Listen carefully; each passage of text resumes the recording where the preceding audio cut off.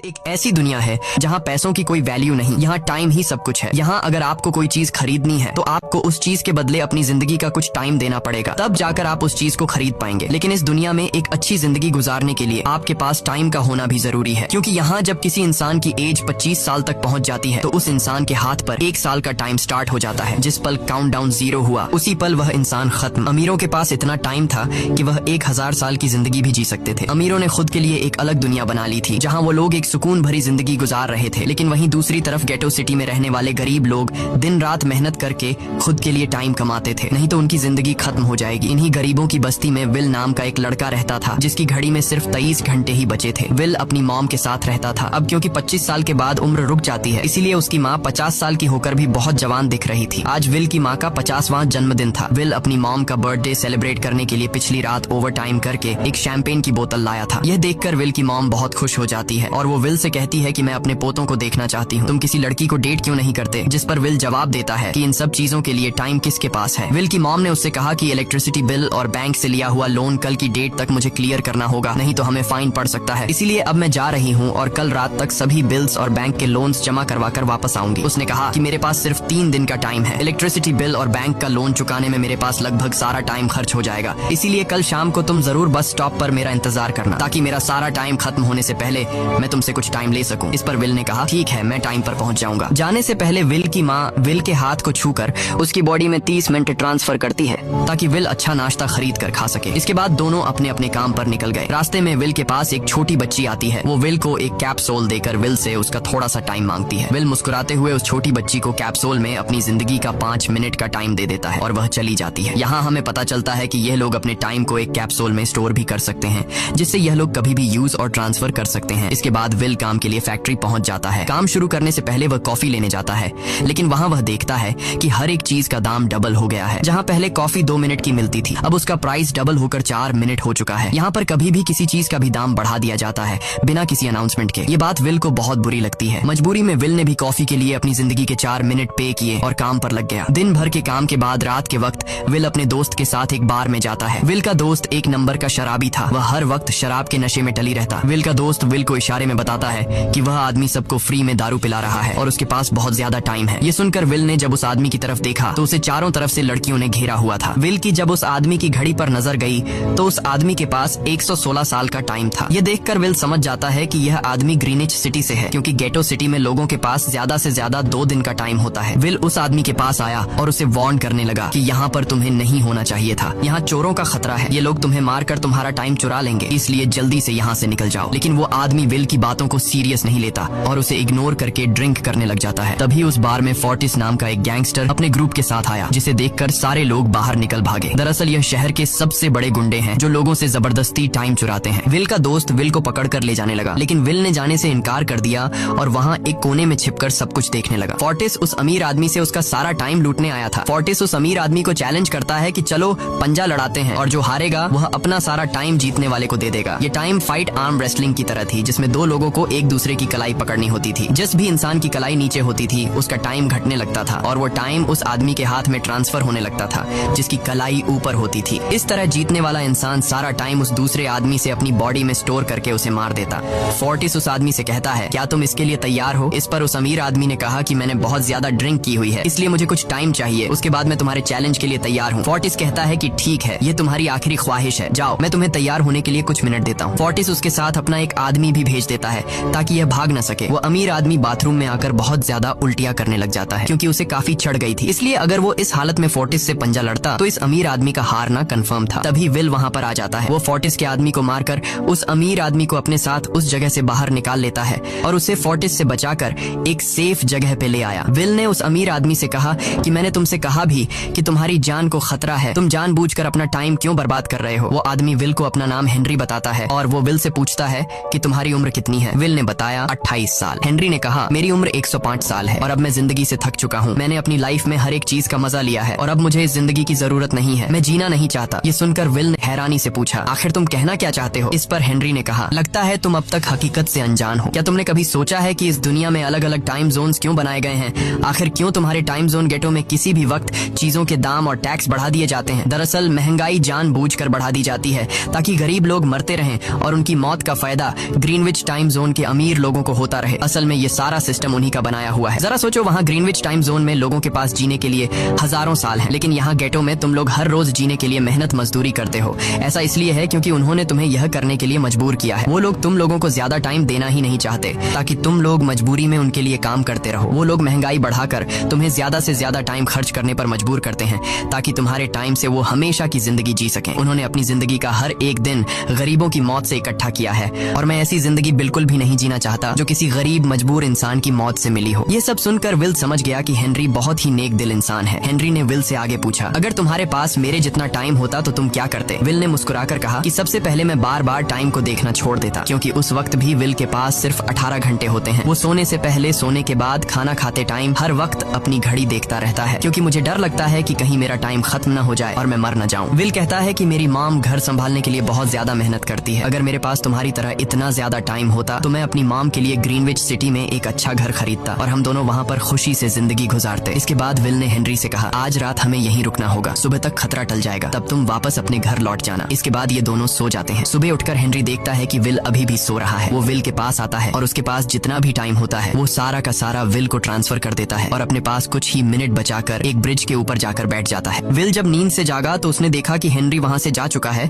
तभी हमेशा की तरह नींद से जागने के बाद विल ने अपनी घड़ी में नजर डाली। विल की घड़ी में 116 साल ऐड हो चुके थे। यह देखकर उसकी आंखें खुली की खुली रह गईं। उसे लगा कि वो अभी भी नींद में है और सपना देख रहा है। इसी दौरान विल की नजर विंडो पर पड़ी जिस पर लिखा था, मेरा टाइम बर्बाद मत करना। वो समझ जाता है कि हेनरी ने मुझे अपना सारा समय दे दिया है। तभी विल ने हेनरी को दूर एक ब्रिज के किनारे पर बैठे देखा। विल जल्दी से हेनरी की तरफ भागा, लेकिन अब बहुत देर हो चुकी थी क्योंकि हेनरी के पास अब बस कुछ ही सेकंड्स बचे थे और थोड़ी देर बाद वो एक झटके से मरकर ब्रिज से नीचे पानी में गिर गया। विल को हेनरी की मौत का बहुत ज्यादा दुख होता है। अब विल के पास 116 साल की जिंदगी थी और वो समझ जाता है कि अगर मैं यहाँ पर रहा तो लोग समझेंगे कि हेनरी को इसी ने मारा है। विल जल्दी से अपने दोस्त के पास जाता है। विल का दोस्त विल के हाथ में इतना सारा टाइम देखकर शॉक रह जाता है, जिसके बाद विल ने अपने दोस्त को दोस्ती की खातिर 10 साल का टाइम दिया। ये देखकर विल का दोस्त उसका दिल से शुक्रिया अदा करता है। विल कहता है कि यहाँ रहना मेरे लिए अब ठीक नहीं, क्योंकि इतने ज्यादा टाइम को देखते हुए मेरा टाइम छीनने के लिए कोई भी मुझे मार सकता है। अब मैं अपनी माँ के लिए ग्रीनविच सिटी में एक अच्छा सा घर खरीद सकता हूँ और वहाँ पर एक सेफ लाइफ गुजारूंगा। जिसके बाद विल अपने दोस्त को गुड बाय कहकर वहाँ से निकल जाता है और सीधा उस बस स्टॉप पर जाकर माम का इंतजार करने लगता है, जहाँ 2 दिन पहले उसकी माम ने उससे कहा था कि मैं इलेक्ट्रिसिटी का बिल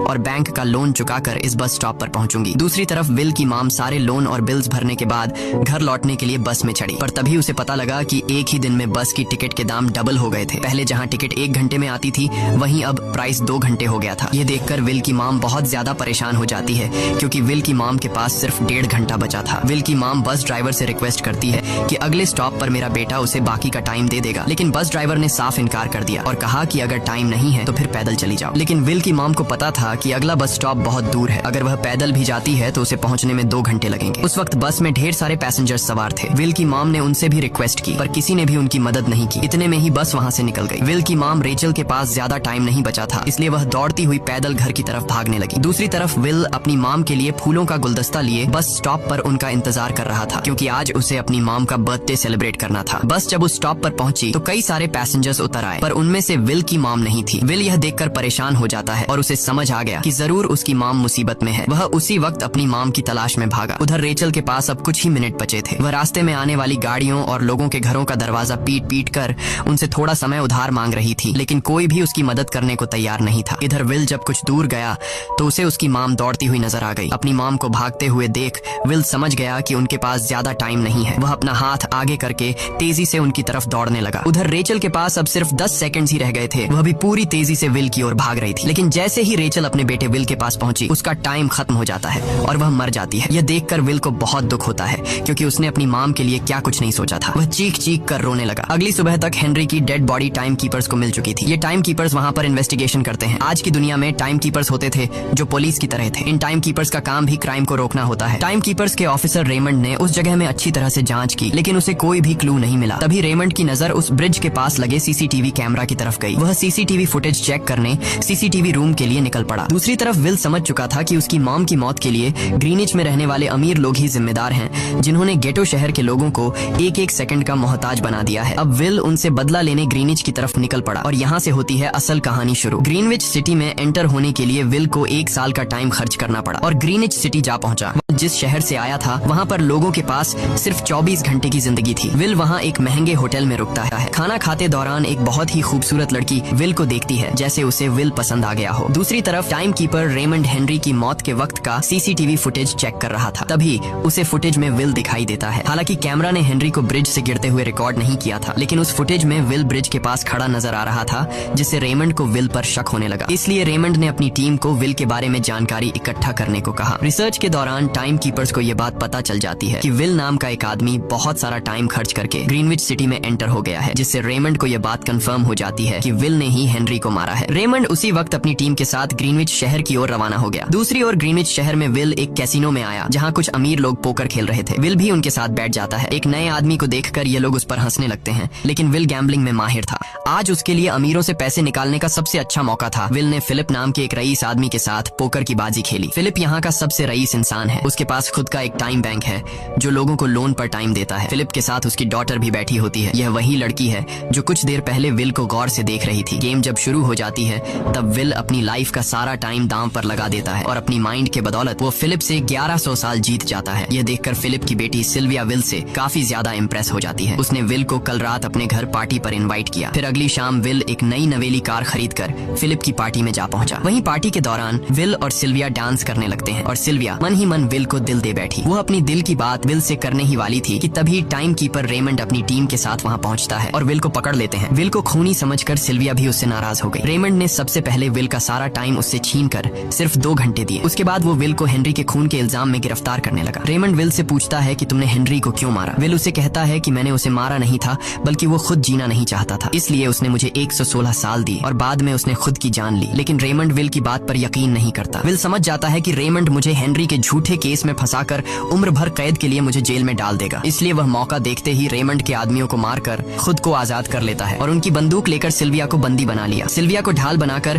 विल उसे साथ लेकर भाग निकला और रेमंड और उसके आदमियों को चकमा देता हुआ वापस गेटो शहर आ पहुंचा। इस दौरान विल के पास टाइम काफी कम बचा था। उसने सिल्विया से कुछ टाइम उधार मांगा, लेकिन सिल्विया ने उसे 1 सेकंड भी देने से इनकार कर दिया, क्योंकि वह भी उसे हेनरी का खूनी समझ रही थी। इसलिए वो और तेजी से गेटो शहर की तरफ कार दौड़ाता है ताकि वहां पहुंचकर किसी से टाइम उधार ले सके। जल्दबाजी में उसका ध्यान आगे सड़क पर बिछी कंटीली तारों पर नहीं पड़ता, जिससे टकराते ही विल की कार ब्रिज से नीचे गिर जाती है। इस एक्सीडेंट में विल और सिल्विया बेहोश हो गए। असल में रास्ते में वह कांटे फोर्टिस और उसकी गैंग ने बिछाए थे। फोर्टिस ने देखा कि सिल्विया के पास 10 साल का टाइम था। वो सिल्विया का सारा टाइम चुरा कर वहाँ से निकल जाते हैं। इतने में ही विल और सिल्विया को होश आया। सिल्विया ने जब अपने हाथ की तरफ देखा तो वो परेशान हुई, क्योंकि उसके पास सिर्फ 30 मिनट ही बचे थे और विल के पास भी कुछ मिनट ही बचे थे। पर फिर भी उसने सिल्विया को अपने कुछ मिनट दिए, जिससे इन दोनों का टाइम बराबर हो गया। इसके बाद विल सिल्विया को लेकर जल्दी से अपने दोस्त के घर जाता है, जिसे उसने 10 साल दिए थे। जब उसके दोस्त की वाइफ ने दरवाजा खोला और उसने विल को देखा तो उसने विल से नाराजगी जताते हुए कहा, तुम्हारे दिए हुए 10 साल ने मेरे हस्बैंड की जान ले ली। उसने सारा टाइम शराब में उड़ा दिया, जिससे उसकी मौत हुई। ये सुनकर विल मायूस हो गया, लेकिन अब इन दोनों के पास भी ज्यादा टाइम नहीं था। अगर यह दोनों जल्दी से कुछ नहीं करते तो इनकी भी मौत पक्की थी। तभी विल ने सिल्विया के कानों में ईयरिंग देखी जो हीरे की थी। उसे बेचकर विल और सिल्विया को 2 दिन का टाइम मिल गया। इसके बाद विल सिल्विया को लेकर फोन बूथ पर आया। उसने सिल्विया के पिता फिलिप को कॉल किया और बताया कि उसकी बेटी अब तक सही सलामत है। उस वक्त रेमंड भी फिलिप के पास ही मौजूद था और विल को भी पता था कि रेमंड भी वहाँ मौजूद है। विल ने सिल्विया को छोड़ने के बदले 10,000 साल का टाइम मांगा और वो 10,000 साल टाइम बैंक के जरिए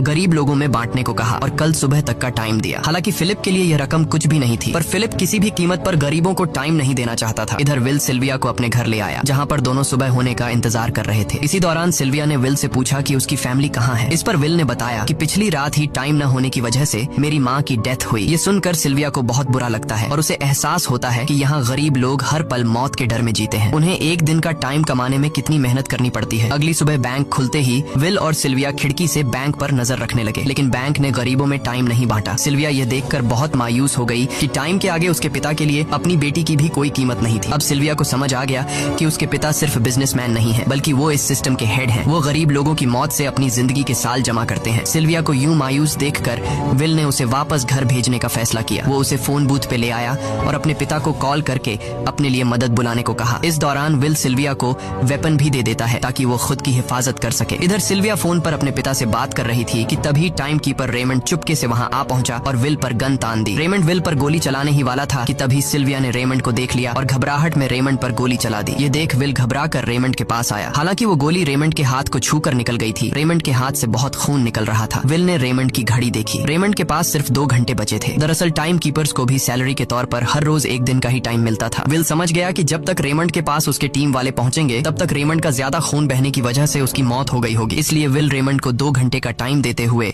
रेमंड की कार को लेकर वहां से निकल गया। रेमंड को गोली मारकर अब सिल्विया भी क्राइम लिस्ट में आ चुकी थी। हालांकि विल ने सिल्विया से कहा कि वो अभी इन सब से निकल सकती है, लेकिन ग्रीनिच में सिल्विया की जिंदगी पिंजरे में कैद पंछी की तरह थी। उसके पिता फिलिप ने उस पर बहुत सारी पाबंदियां लगा दी थीं, पर यहाँ आकर उसे आजादी का एहसास हो रहा था, क्योंकि यहाँ वो अपनी मर्जी की मालिक थी और सिल्विया समझ जाती है कि यहाँ पर लोगों के साथ गलत हो रहा है। अब वह भी गरीबों को उनका हक दिलाने में विल के साथ थी। विल और सिल्विया ने मिलकर अमीरों को लूटना शुरू कर दिया। सिल्विया, जो कि ग्रीनिच सिटी के चप्पे चप्पे से वाकिफ थी, इसलिए इन दोनों ने प्लान बनाया कि वो ग्रीनिच सिटी में बैंक से टाइम कैप्सूल चुराएंगे और उनको गरीबों में बांट देंगे। सिल्विया ने सबसे पहले अपने पिता फिलिप के कई सारे बैंक्स में डाका डाला, क्योंकि फिलिप ने गरीबों की मौत से वह सारा टाइम इकट्ठा किया था। इन दोनों ने तिजोरी से सभी टाइम कैप्सूल एक बैग में पैक करके वहां से निकल गए और उन्हें गरीबों में बांटने लगे। इतनी बड़ी चोरी करने के बाद अब सरकार भी इन दोनों से तंग आ चुका था, इसीलिए सरकार ने इन दोनों के सर पर 10 साल का टाइम इनाम रख दिया। ये खबर सुनते ही गैंगस्टर फोर्टिस अब इन दोनों को कुत्ते की तरह ढूंढने लगा। लेकिन विल और सिल्विया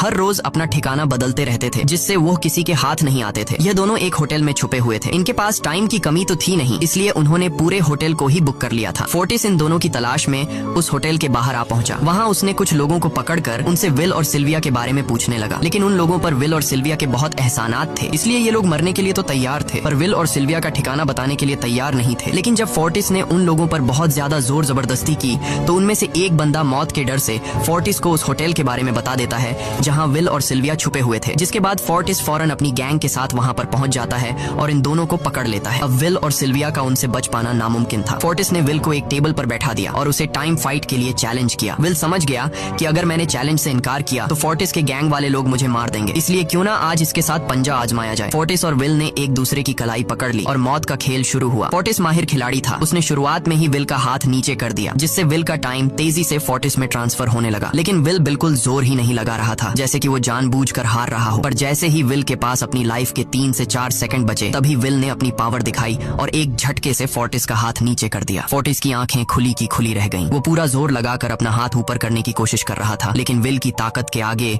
वो डीला पड़ चुका था। ये देख फोर्टिस के आदमियों का ध्यान फोर्टिस की घड़ी पर अटक गया। अब उनका बॉस मरने वाला था। इतने में ही मौका पाकर विल ने अपने जूते से गन निकाली और पलक झपकते ही फोर्टिस के सारे आदमियों को शूट कर दिया, क्योंकि अगर वो ऐसा नहीं करता तो वो लोग उसे मार देते। इसी के साथ फोर्टिस का टाइम 0 हो गया और वह भी मारा गया। विल और सिल्विया जल्दी से वहां से भाग निकले। इसी दौरान उन्होंने देखा कि अमीरों ने सारा खेल पलट दिया था। विल और सिल्विया ने गरीबों में जितना भी टाइम बांटा था उसकी वैल्यू अब कुछ भी नहीं रही थी, क्योंकि अमीरों ने महंगाई के दर को कई गुना बढ़ा दिया था। यह देख विल हारा हुआ महसूस करने लगा और उसे लगा कि मैं कभी भी इन गरीबों को उनका हक नहीं दिला सकूंगा। उसने सिल्विया से कहा कि अब सब खत्म हो चुका है। अगर वो लोगों में 1000 साल भी बांट दें तो अमीर लोग महंगाई को और ज्यादा बढ़ा देंगे, जिससे लोगों की हालत कभी नहीं सुधर पाएगी। सिल्विया ने कहा कि कोई तो रास्ता होगा। इस पर विल ने कहा कि हमें लाखों साल चुरा कर इन लोगों को देने होंगे, तब जाकर हम लोग महंगाई को कंट्रोल कर सकते हैं। हालांकि यह इतना आसान नहीं था, पर सिल्विया ने इसके लिए एक प्लान सोच रखा था। अगली ही सुबह जब फिलिप अपने बॉडीगार्ड्स के साथ ऑफिस पहुंचा, तभी सिल्विया वहां आई और उसने अपने पिता से कहा कि वो सरेंडर करना चाहती है। तब सारे गार्ड्स ने सिल्विया पर गन तान दी, लेकिन तभी वहां पीछे से